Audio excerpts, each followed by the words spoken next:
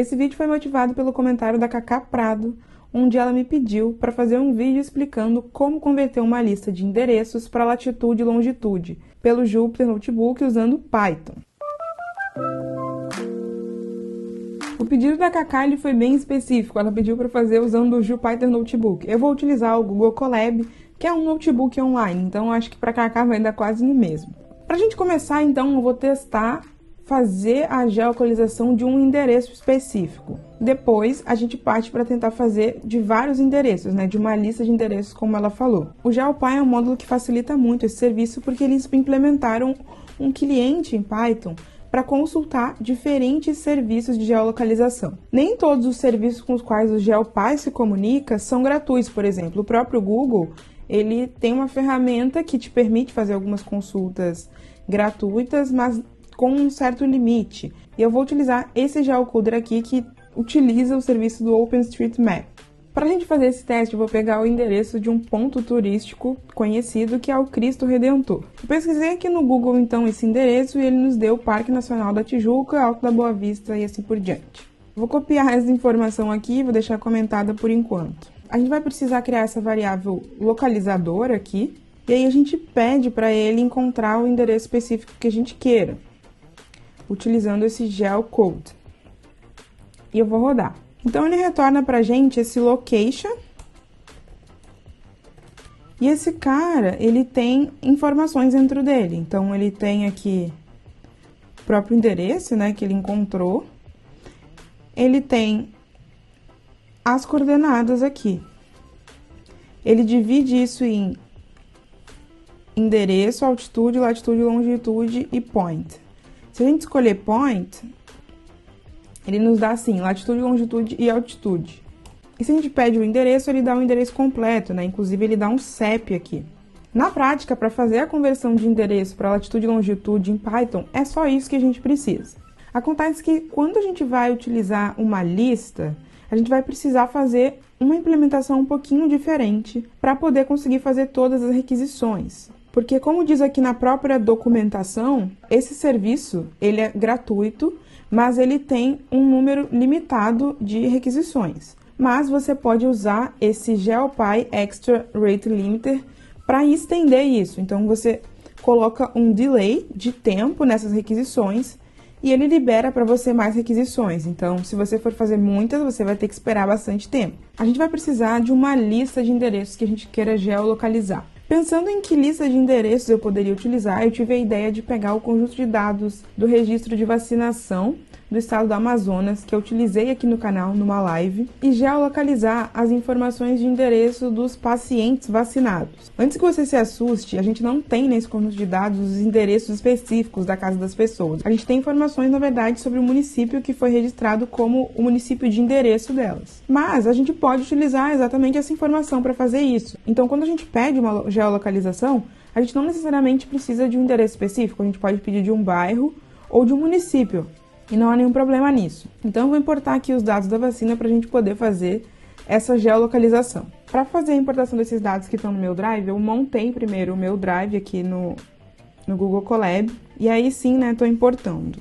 Os dados já estão aqui. Se você não tem familiaridade com os dados, eu vou mostrar aqui mais ou menos como eles são. Então, a gente tem aqui informações sobre paciente, sobre estabelecimento e sobre a vacina em si. A gente tem como opção aqui, então, tanto geolocalizar informações sobre os pacientes, quanto informações sobre os estabelecimentos. Eu vou começar filtrando apenas os dados de endereço dos pacientes aqui. Então, eu vou pegar um data frame, um subconjunto daquele data frame. Aqui, só tem informação de município, estado e país do endereço do paciente. Antes de tentar fazer a geolocalização desses endereços, eu vou eliminar os duplicados, porque aqui a gente tem 6.800 linhas. E do Brasil todo a gente tem 5.000 municípios, então obviamente que tem informações duplicadas. Para isso a gente pode utilizar o drop duplicates, de eliminar duplicados. Eu vou fazer isso em place aqui. E agora a gente ficou com 1.754 linhas, então tem 1.754 informações diferentes de municípios aqui, o que já é bem interessante, porque é bem diverso, dado que aqui eu peguei o conjunto do registro de vacinação só do estado do Amazonas, e tem uma variedade de informações aqui dos pacientes, E aí, obviamente, a gente tem que considerar que esses dados eles vêm desse sistema do Open Data SUS e que não necessariamente o paciente ainda mora nesse endereço, pode ser uma questão do endereço que está registrado no sistema, enfim. É bom lembrar que pode ter também esse tipo de inconsistência nos dados, mas isso não é um problema aqui para o nosso contexto. Essas informações aqui, elas estão normalizadas, como a gente chama, né? Separadas por coluna. Mas eu vou, na verdade, desnormalizar para poder facilitar o meu trabalho aqui de geolocalização. Então, eu vou criar uma nova coluna que agrupa todas as informações. Agora, o que a gente quer, de fato, é fazer a geolocalização dessa lista de endereços, que está numa coluna do nosso data frame. A gente vai utilizar o Extra Rate Limited do GeoPy, que a gente já olhou a documentação dele. Então, aqui, a gente cria uma instância desse Rate Limiter, a gente passa o mesmo locator que a gente tinha utilizado aqui em cima, né, que a gente criou, esse locator.geocode, mas aqui a gente vai pedir para ele colocar um delay mínimo de 1 segundo entre as requisições, para que a gente consiga ter mais requisições nesse serviço. Eu vou pegar essa coluna, então, que tem o endereço do paciente, e eu vou aplicar nela esse geocode. Mas o que ela me retornar, eu quero que vire uma nova coluna. Então, essa coluna vai ser o endereço geolocalizado. E aqui, então, ele está rodando, vai levar um tempo, por conta do tamanho da nossa lista aí, dos segundos de requisição que a gente colocou, né? Se vai ter pelo menos 1 segundo entre cada requisição, e são 1.700 requisições, então são pelo menos 1.700 segundos aqui. Bom, nosso código aqui levou 30 minutos, mais de 30 minutos para rodar. Enquanto esse código estava rodando, ocorreram alguns erros, né, algumas exceções. E uma delas é que ele não encontrou determinado endereço que a gente está pedindo. Então, ele tenta 2 vezes e depois de 2 tentativas, se ele não consegue, ele continua. E aí a gente fica sem aquela geolocalização. Então, aqui aconteceu isso, por exemplo, para o município Granja, no Ceará. E o que a gente fez? A gente criou, então, essa coluna aqui com o retorno, né, com o objeto que é retornado pela função geocode. Então, a gente pode ver essa coluna. Se a gente vê um objeto específico aqui, ó, é um objeto do tipo location.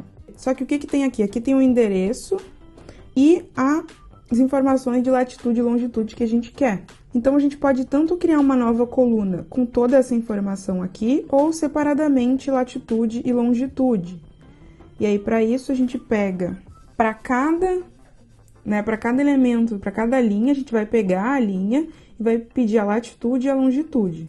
E a gente também pode pegar a informação toda agregada, né? A gente pode fazer uma tupla com o point, né? E a gente bota só para os casos em que esse cara existe, porque como a gente viu, existem exceções em que ele não existe. E aí, para isso, a gente cria uma coluna que vai receber essa informação que se chama point. E aí, o nosso data frame fica assim.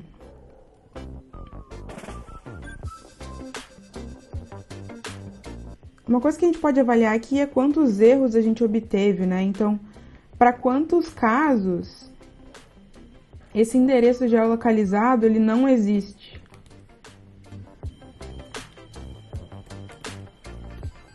Então, só em 10 daquelas requisições que a gente fez, das 1.700, ele não encontrou a geolocalização. Então, a gente pode considerar que funcionou bem essa conversão, né? É um percentual bem pequeno dentro do universo inteiro. E assim a gente responde a dúvida da Cacá Prado. Eu espero que ela tenha gostado desse vídeo. Cacá, vou esperar seu comentário aqui. Se você gostou, deixa um like, deixa um comentário aqui para eu saber.